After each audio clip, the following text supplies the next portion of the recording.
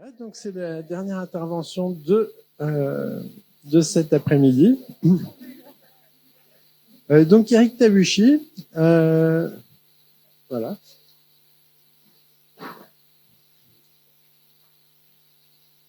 Vous avez été musicien dans une autre vie. Et c'est toujours étonnant de pouvoir avoir changé de vie. Et nos étudiants vous connaissent souvent pas mal enfin vous êtes une référence pour l'Atlas of Forms notamment, et puis l'Atlas des régions naturelles. Alors vous avez peut-être feuilleté les livres qui sont sur la table là-bas. Si vous y allez, faites-le précautionneusement. Il y en a un qui est rare, qui ne sera pas réédité, donc il faut en prendre soin. Voilà, qu'est-ce que je peux dire? Donc vos deux premiers atlas étaient le premier atlas était un atlas d'images collectées sur Internet, mais peut-être que vous allez en parler. Absolument.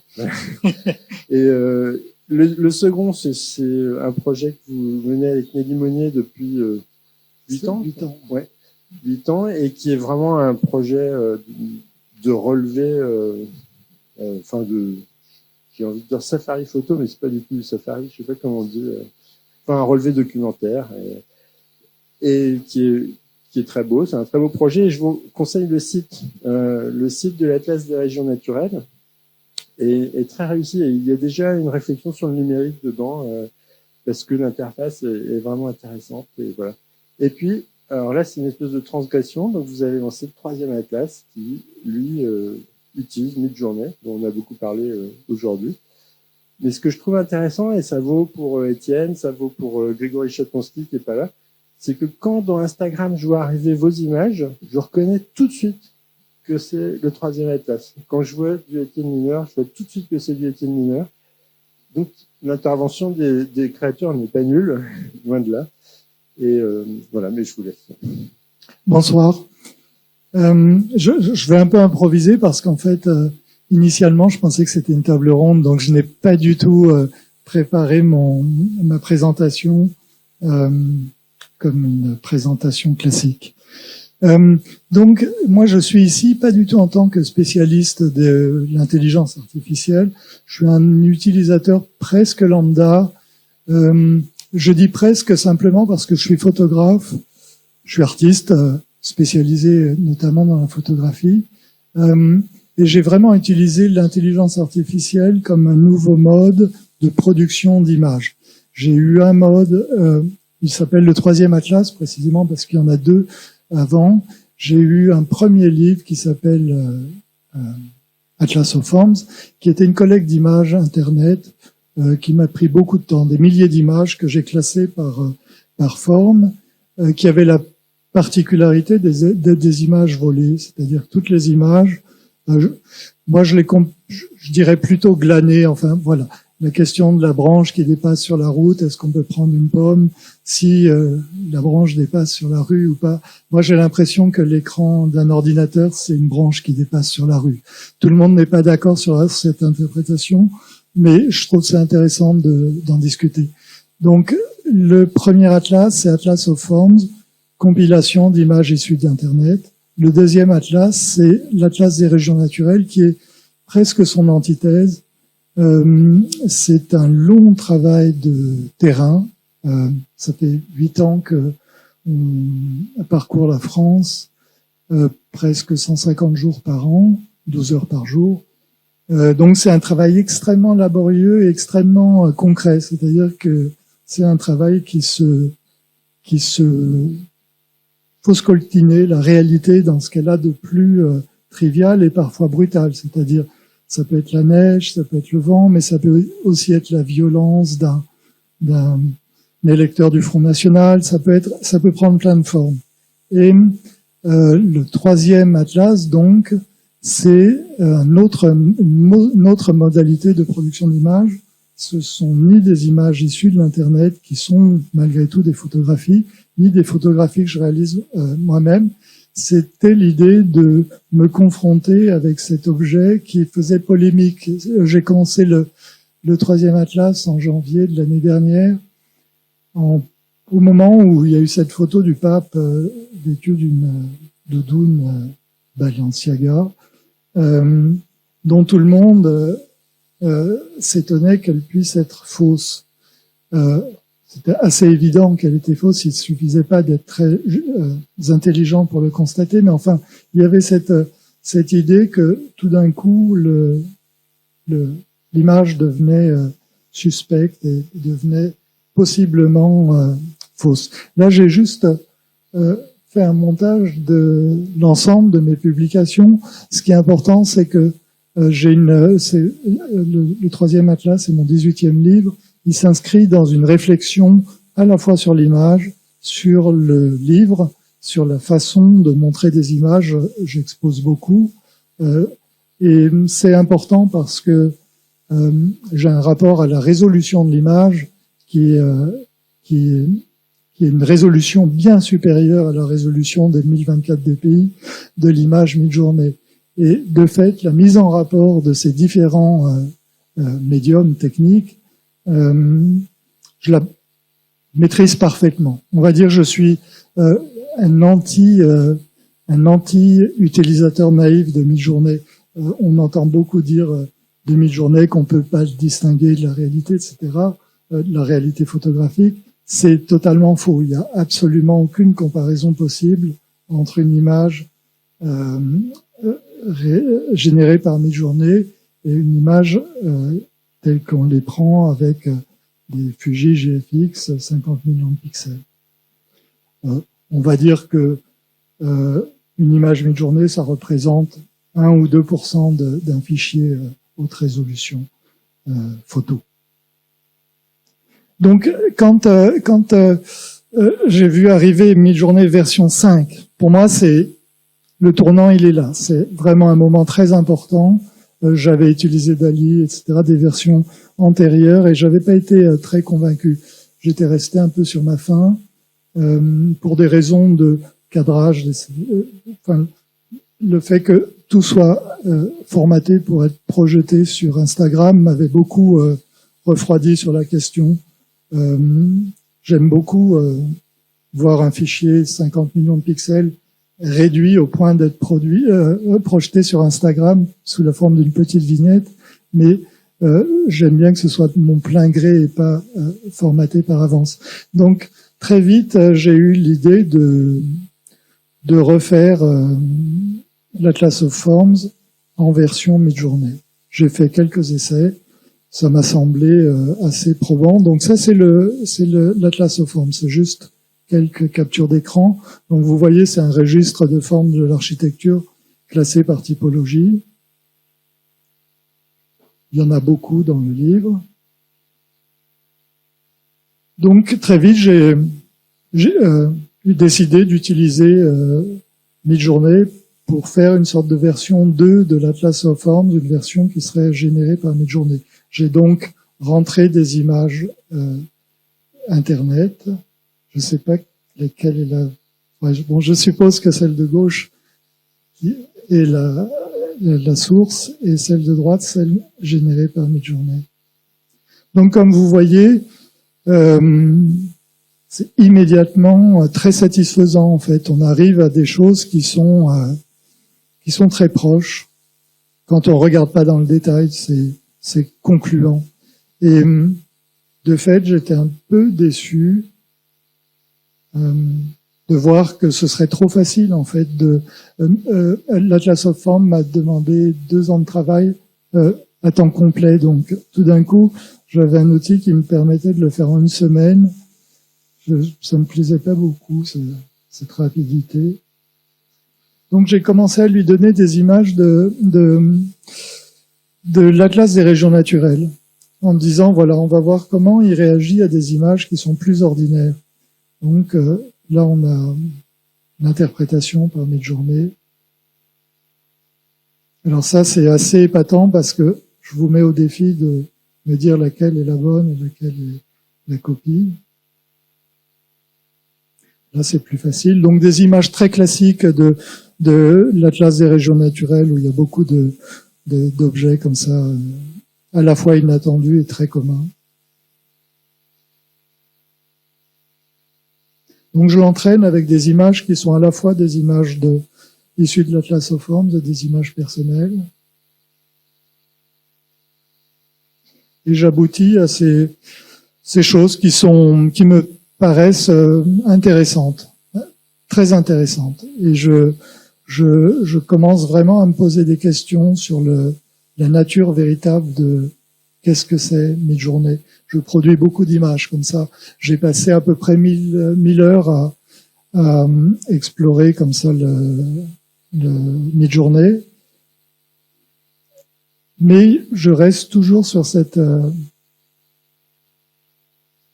hésitation. Et puis je me mets à utiliser l'apparition de représentations humaines. Il faut dire que ni dans Atlas of Forms, ni dans l'Atlas des régions naturelles apparaissent la représentation de figures humaines. Pour des raisons qui sont très triviales, très pragmatiques, de droit à l'image, qui est devenu un peu voilà, une sorte de censure non déclarée, mais on peut plus photographier de gens, ça appartient à une vision du monde très ancienne. Or, tout d'un coup, Midjourney, qu'est-ce qu'il fait? Il nous dit, finalement, on peut substituer l'humain à une représentation de l'être humain, et tout d'un coup, on se retrouve un peu comme des metteurs en scène de cinéma à disposer de corps qu'on peut disposer dans l'espace. Et pour moi, qui suis complètement inhibé face à la représentation du corps humain, qui ne supporte pas l'idée de devoir, négocier avec le modèle une représentation qui satisferait tout le monde, tout d'un coup, j'ai un modèle qui est assez obéissant, on va dire, dans une certaine mesure. Il est toujours un peu prostré, mais il est obéissant. Donc ça, c'est une grande, pour moi, c'est un moment assez important dans mon exploration de Midjourney, c'est la possibilité de faire apparaître la figure humaine dans des situations assez étranges comme celle-là. J'arrive à un moment donc où j'ai beaucoup travaillé. Je suis déjà à mi-parcours dans mon esprit. Dès le départ, j'ai décidé de faire un livre. Au bout de 3 jours sur Midjourney, j'appelle mon éditeur. Je lui dis bon, écoute, il y a ce truc, il faut que ça devienne concret. Il y en a marre de ces images qui sont des images qu'on projette sur Instagram et finalement elles manquent de réalité. On va faire un livre. Et comment mettre en page ce livre? Très vite, il m'apparaît l'idée que l'apparition de la version 5 de Midjourney est une sorte d'explosion dans le monde de l'image, une sorte d'Hiroshima de l'image. Je suis moitié japonais, mon père a connu Hiroshima et je crois que ça a été l'occasion pour moi de parler de cet événement fondateur dans le XXe et le XXIe siècle, dans notre histoire contemporaine. Et ça me semblait intéressant de faire ce parallèle entre un événement qui, a priori, n'a rien à voir dans la dramaturgie, dans le caractère dramatique, mais en tout cas en tant que déflagration dans le monde de l'image. Moi, je fréquente beaucoup de photographes, donc très vite, je les ai vus assez accablés, assez embêtés avec cette histoire, parce que d'un côté, ils voulaient pas apparaître pour des réactionnaires, ils savaient très bien que l'histoire de la photo s'était heurtée aux mêmes réticences que celles qu'on rencontre avec Midjourney. Donc ils étaient à la fois très inquiets de leur devenir, ils étaient dans une attitude de refus, mais une attitude de refus non formulée. Donc très vite, je décide de commencer le livre par cette explosion. Une explosion qui va figurer l'apparition de Midjourney dans le paysage de l'image. Mais au-delà de l'image, aujourd'hui, presque tout passe par l'image, même si ça reste que des images, ça construit notre vision du monde. Donc je développe un peu cette histoire d'explosion.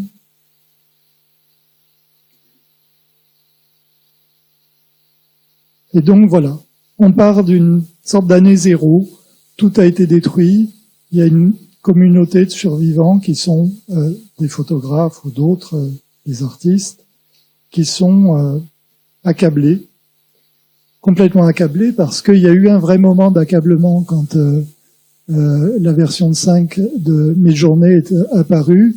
Il y a eu un doute vraiment qui était très fort. Moi, je l'ai ressenti comme une véritable, comment dire, certaines amies étaient vraiment, c'était une tragédie pour eux. Moi, j'étais pas du tout inquiet. Je regardais ça avec beaucoup de distance. Je suis photographe. Je sais très bien que finalement, ça ne menaçait pas du tout la réalité photographique, mais j'étais confronté à cette inquiétude.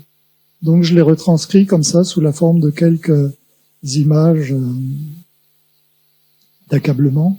Donc très vite, l'idée de construire une sorte de récit une fable très simple, qui est à peine ébauchée. On commence par une explosion, on a un monde qui est détruit, on a des survivants accablés qui très vite reprennent le dessus et décident de reconstruire la photographie à partir de cet état zéro.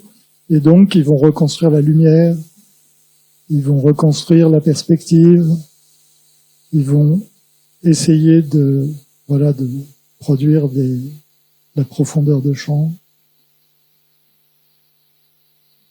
Donc, ils vont travailler comme ça dans une sorte de travail underground, de laboratoire, un peu comme les gens qui ont, j'imagine, travaillé sur Midjourney ont travaillé, mais d'une manière beaucoup plus, romantique. C'est vraiment un travail de rétablissement de l'image photographique.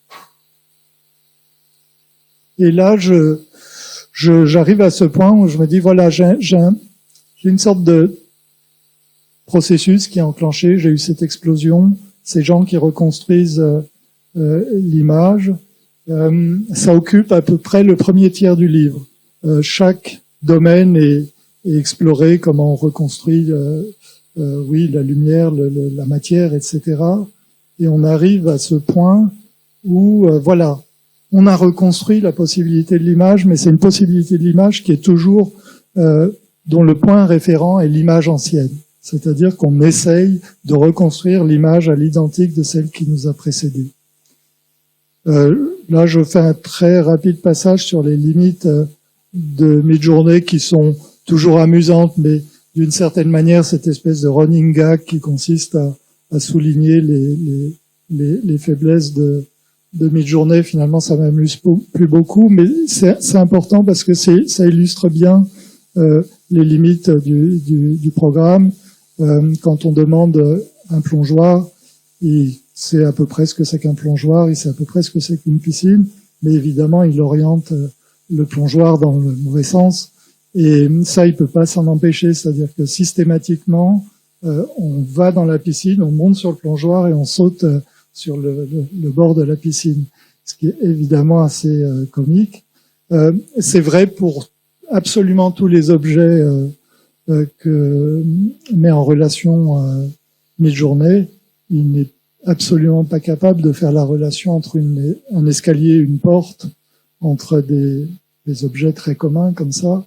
Et c'est intéressant parce que, au fond, ça balaye radicalement toutes les craintes qu'on peut avoir, puisque on a systématiquement on parle toujours des mains à 6 doigts ou des mains à 4 doigts, mais c'est vrai de l'ensemble des objets qui composent une image sur eux.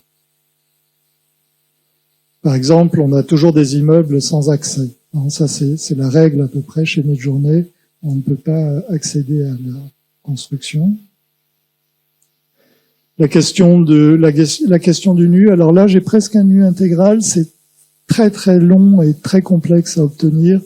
C'est intéressant la manière dont il élude le problème. Voilà, ça fait partie des... Il y a la question de l'image dans l'image qui est très intéressante parce que là, on voit qu'il y a beaucoup d'éléments de décor. Quand on les regarde de près, ça ne veut rien dire. C'est juste du charabia, du gloubi-boulba.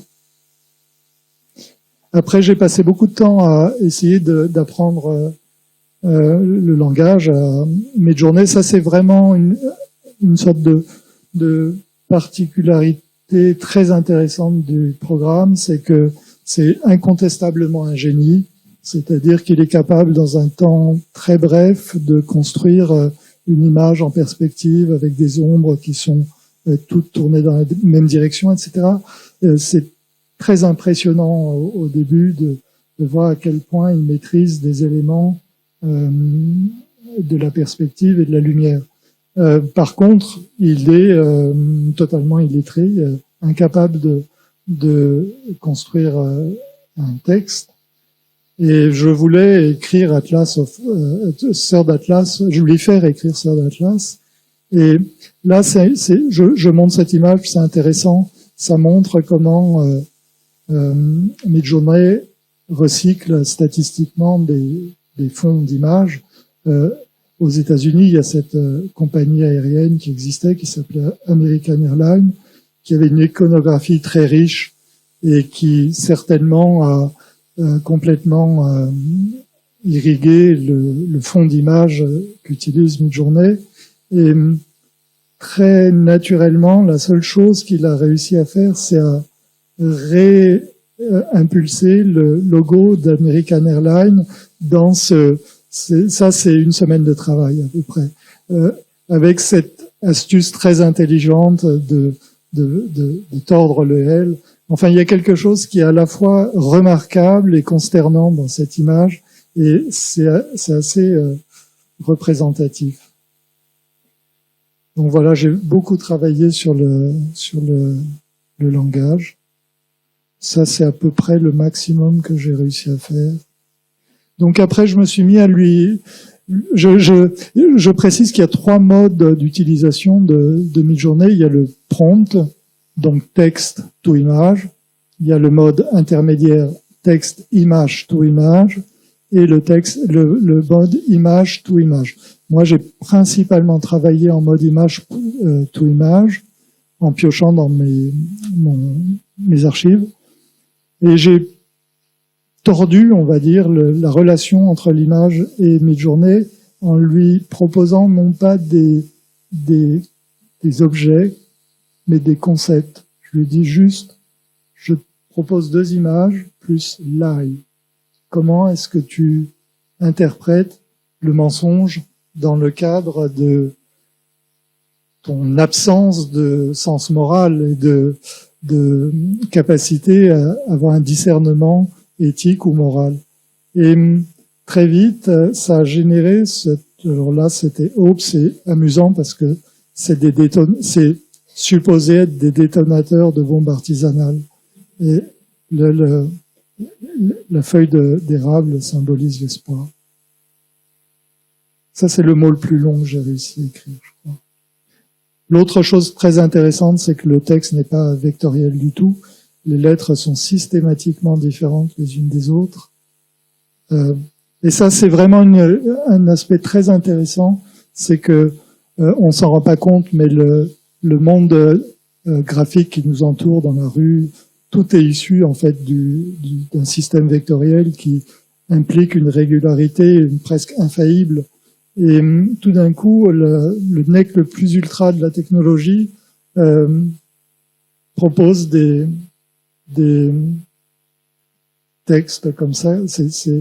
Pour moi, c'était vraiment une sorte de joie de voir le monde de la technologie passer par-dessus le principe vectoriel.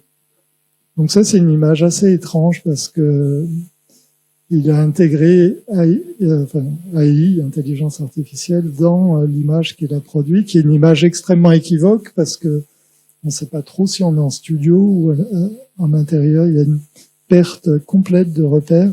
Et à partir de ce moment-là, très vite, je me dis, arrêtons on est dans ce cadre d'une communauté comme ça de gens qui essayent de reconstituer la photographie à son identique. Oublions tout ça. Utilisons cette nouvelle technologie pour produire des images que précisément la photographie ne peut pas produire. Et pour moi, ça a été une libération, c'est-à-dire que considérons cet outil comme le moyen de nous émanciper de la représentation classique utilisons-le non pas pour faire de la fausse photographie, mais pour faire ce qu'il sait faire de mieux, c'est-à-dire proposer une sorte de surréalisme 3.0 où tout s'agglomère et s'ajoute sans véritable logique. Et d'une certaine manière, le troisième tiers du livre est une sorte d'ode à la diversité, à cette espèce de folie visuelle qui est peut-être la chose la plus intéressante dans Midjourney, qui est cette capacité de générer des choses qui sont totalement à la fois irréalistes et impossibles à reproduire photographiquement. Alors ça, c'est peut-être l'image la plus folle, enfin en tout cas qui a vraiment été un tournant. C'est toujours une image issue du prompt Lie. Donc très vite, il me propose comme interprétation du mensonge le masque. Et à partir de ce moment, tous les personnages que va générer Midjourney seront masqués. Et je vais l'accepter. Je vais l'accepter comme l'aveu de Midjourney, comme une reconnaissance de sa propre vulnérabilité. Parce que Midjourney, c'est intéressant. On est nous, êtres humains, principalement mus par l'orgueil, par le jugement d'autrui nous importe beaucoup. Midjourney n'a évidemment aucune considération comparable. Il propose des choses complètement idiotes ou complètement admirables, indifféremment. Il se congratule pas de ses propres propositions. Donc un jour, il me propose ça, et cette image va en fait générer toute la fin du livre, qui seront systématiquement des images qui auront une connotation photographique, mais avec voilà cette espèce de touche un peu étrange, on peut dire, je crois, où les individus apparaîtront quand ils apparaissent. C'est un tout petit échantillonnage des images qui figurent dans le livre. Il y en a 665. J'ai juste zappé la 666e.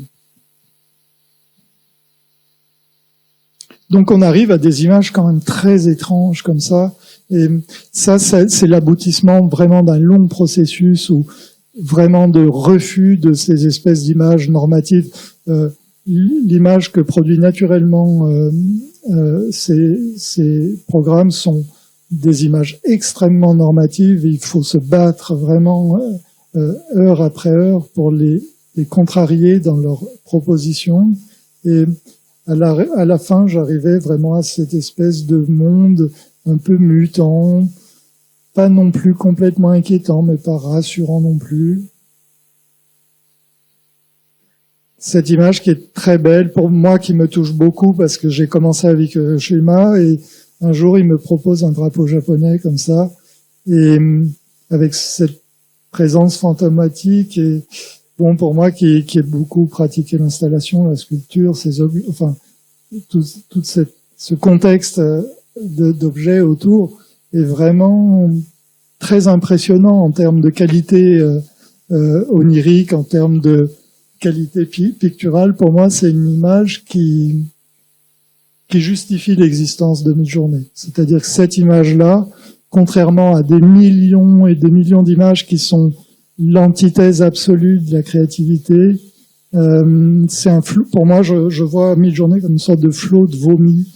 C'est absolument répugnant et dégoûtant, tellement c'est normatif, tellement c'est voilà. Tout d'un coup, cette image me réconcilie complètement. Elle me dit, mais voilà, un outil qui est capable de proposer quelque chose que l'humain ne peut pas imaginer, tout en étant très proche de l'imagination humaine. C'est-à-dire que tout de suite, ce drapeau japonais, ces formes résonnent dans l'esprit humain. bon, comme je travaille beaucoup sur l'architecture, je suis toujours fasciné de voir comment Midjourney, qui a extrêmement peur du vide, rajoute toujours des espèces d'objets, de motifs décoratifs à foison. Ça, c'est parmi les dernières images que j'ai produites, qui sont, pour le coup, des images presque inquiétantes, là, on peut le dire. Et voilà, je sors le livre en octobre, donc après 6 mois de bataille. Et là, je me rends compte que j'ai vécu en fait une vie double, une vie dans l'abstraction du virtuel, une vie à la fois très intense, très obsessionnelle, très addictive, où je passais 12 heures sur l'ordi sans manger, sans bouger, un truc vraiment très intense, de l'ordre de la transe. Et que tout d'un coup, il va falloir que je retourne dans la réalité, que je voyais ma compagne, Mélie Monnier, avec qui je travaille, qui était très inquiète, qui me dit, mais tu vas pas réussir à revenir dans le réel. Elle était vraiment inquiète. Ça l'a troublée beaucoup. Moi, je dis, mais t'inquiète pas, moi, j'ai besoin du vent, j'ai besoin de la température, j'ai besoin des odeurs, j'ai besoin de tout ça. Quand j'y retournerai, je serai au contraire absolument ravi de les retrouver. Et ça a été absolument le cas, c'est-à-dire que on est reparti en voyage pendant des semaines comme ça, avec toute la fatigue que ça peut générer, toute la difficulté, mais avec une sorte de joie et d'exaltation qu'on avait presque oublié. Mais malgré tout, je pense que mon regard avait un peu changé. Cette image, elle me semble très. Je pense pas que je l'aurais prise avant. Elle me semble très imprégnée de l'expérience Midjourney. C'est vrai pour ça aussi. Et de fait, ça repose la question de la nécessité du réel et de la comparaison de ces techniques avec le réel. Et pour tout dire, je passe beaucoup de temps dans des endroits très perdus de la France dite profonde, et j'ai affaire presque systématiquement à des gens qui n'ont même jamais entendu parler d'IA et de toutes ces considérations, et tout d'un coup, ça remet les choses en perspective. Tout d'un coup, on se dit, oui, ce qui nous préoccupe tellement, cette explosion de l'intelligence artificielle qui va avoir des conséquences énormes sur notre avenir, est-ce que, au fond, c'est pas aussi une manière de se gratter le nombril et de surinterpréter quelque chose qui est en fait un nouveau jeu pour occuper nos esprits qui ont besoin d'être stimulés. Effectivement, c'est incontestable. Mais je crois que ce qu'il faut retenir de cette expérience Sœur d'Atlas, c'est qu'elle n'a d'intérêt que en rapport avec Atlas of Forms, qui est son antithèse absolue. C'est-à-dire que l'un est complètement immatériel, il est lié à l'immobilité, au pixel, à quelque chose qui est insaisissable, et l'autre est au contraire lié au déplacement, à la matérialité du monde, à sa complexité, et vivre ces deux vies parallèlement, c'est-à-dire une vie de saltimbanque du paysage et de l'autre côté d'explorateur des arcanes de l'intelligence numérique. C'était très intéressant, mais pour moi, il me semble que, et là je vais finir avec ça, c'est mon intuition en tout cas, que l'avenir de l'image, c'est la dernière, l'avenir de l'image autogénérée, je le comparais à l'apparition de la Fender Stratocaster. C'est-à-dire que on nous bassine à longueur de temps en nous disant 1 mois dans le temps électronique, c'est 1 seconde, demain vous allez vous réveiller, le progrès aurait été tellement vite que tout aura changé, etc.